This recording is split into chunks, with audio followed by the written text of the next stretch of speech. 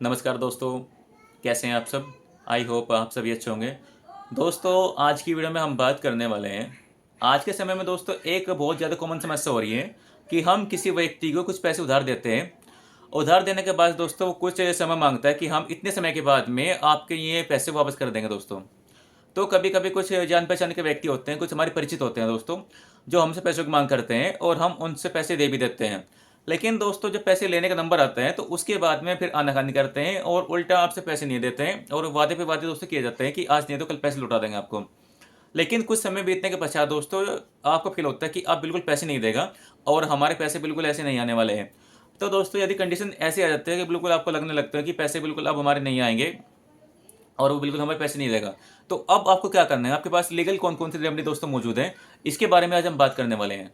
देखो दोस्तों, ये जो पैसे के संबंध में जो भी केस होता है दोस्तों, कोर्ट में कहीं करना पड़ेगा आपको। उसके लिए सबसे पहले दोस्तों आपको एक लीगल नोटिस भेजना है।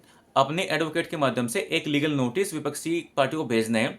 उसमें दोस्तों आपको सारी बातें लिखनी पड़ेगी कि हमने किस किस तारीख में कितने पैसे लिए थे और किस माध्यम से, यानी ऑनलाइन या फिर ऑफलाइन या फिर कैश चेक जो भी आपने दे रखा है उसके माध्यम से। तो सारी बातें इसमें लिखनी पड़ेगी कि एक लीगल नोटिस के माध्यम से पहले सबसे पहले आपको एक डिमांड नोटिस उसके पास भेजने हैं और उसमें सारी बातें लिखने के बाद में उससे आप पैसों की मांग करेंगे।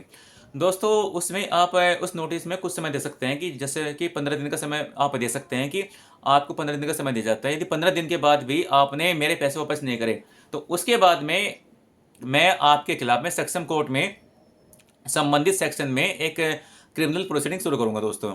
तो इतना नोटिस आपको उसके पास भेजना है। दोस्तों ये नोटिस आप स्वयं भी भेज सकते हैं या फिर अपने एडवोकेट के माध्यम से भेज सकते हैं।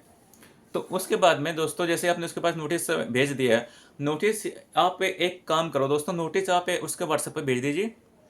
और दोस्तों एक जो हमारा पोस्ट के माध्यम से भी आप उसके पास से भेज सकते हैं। तो नोटिस भेजने के बाद में अगर उसके बाद भी आपको पैसे नहीं लौटाता है तो फिर आपको कोर्ट में आने के बाद में सेक्शन 316 BNS के तहत एक कंप्लेंट दायर करनी पड़ेगी। दोस्तों उसमें आपको सारी बातें लिखनी पड़ेगी कि इस सो एंड सो तारीख में हमने उसको पैसे दिए थे और दोस्तों पैसे जो दिए थे हमने कैश दिए थे, चेक दिए थे, फिर इन गवाहों के सामने हमने पैसे उसको दिए थे दोस्तों। लेकिन इतने समय होने के बाद भी हमने उससे पैसे मांगे तो उसके बाद भी उसको पैसे ही नहीं दिए और अब हमारे पैसे नहीं दे रहा। उसने इस तारीख को बिल्कुल पैसे देने से हमारा इनकार कर दिया। तो दोस्तों इतना कंप्लेंट केस फाइल करना है।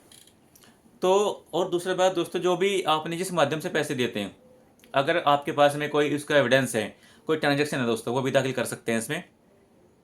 अगर आपके पास एविडेंस है दोस्तों बहुत अच्छी बात है। फिर उसकी कोई कॉल रिकॉर्डिंग है जिसमें वो आपसे पैसे देने की बात कर रहे हैं तो दोस्तों वो भी लगा सकते हैं। अब उसके बाद में आपको एक कोर्ट में केस फाइल करने के बाद में सबसे पहले कोर्ट इसमें आपकी बयान लेगी। कोर्ट के इसमें स्टेटमेंट लेने के बाद में दोस्तों, जो यदि इसमें कोई आपके विटनेस है यानी कोई गवाह है इसमें दोस्तों, तो उसके बयान लेगी। तो बयान लेने के बाद दोस्तों कोर्ट उसके पास में एक नोटिस सर्व करेगी जो कि हमारा विनय प्रावधान है। सबसे पहले तो उसमें उसके पास एक नोटिस नोटिस आएगा दोस्तों। तो उसको कोर्ट में आने के बाद में जब वो कोर्ट में आएगा उसको बताना पड़ेगा कि कैसे पैसे दें और पैसे वो क्यों नहीं दे रहे हैं दोस्तों। तो सारी बातें दोस्तों आपको उसको बतानी पड़ेगी। तो उसके बाद दोस्तों अगर कोर्ट को लगता है कि हाँ वाकई में इसके पैसे थे और ये पैसे नहीं लौटा रहे, आपके पास एविडेंस है दोस्तों, तो उसके बाद फिर दोस्तों क्या होगा, कोर्ट उसको तलब कर लेगी। यानी उसको कोर्ट एक तरह से मुलजिम मान लेगी। उसके बाद में दोस्तों कोर्ट में आने के बाद में अपनी बेल कराएगा और फिर दोस्तों केस चलेगा इसमें। तो दोस्तों अगर ये केस आप प्रूव कर देंगे, इसमें आपके पास एविडेंस लग रहे हैं दोस्तों, तो फिर उसको पैसे लौटाने पड़ेंगे आपके, फिर नहीं तो फिर जेल जाएगा दोस्तों। तो पैसे लेने का दोस्तों सबसे आसान तरीका बस यही है कि सबसे पहले तो आप उसके पास में एक लीगल नोटिस भिजवाइए। लीगल नोटिस भिजवाने के बाद में यदि तब भी आपके पैसे नहीं देता दोस्तों वो, तो फिर आपको कोर्ट में ही केस दायर करना पड़ेगा। तो दोस्तों आज की वीडियो में इतना ही। अगर आपको मेरी ये वीडियो अच्छी लगी तो कृपया मेरे चैनल को सब्सक्राइब कीजिए, वीडियो को लाइक कीजिए। धन्यवाद दोस्तों।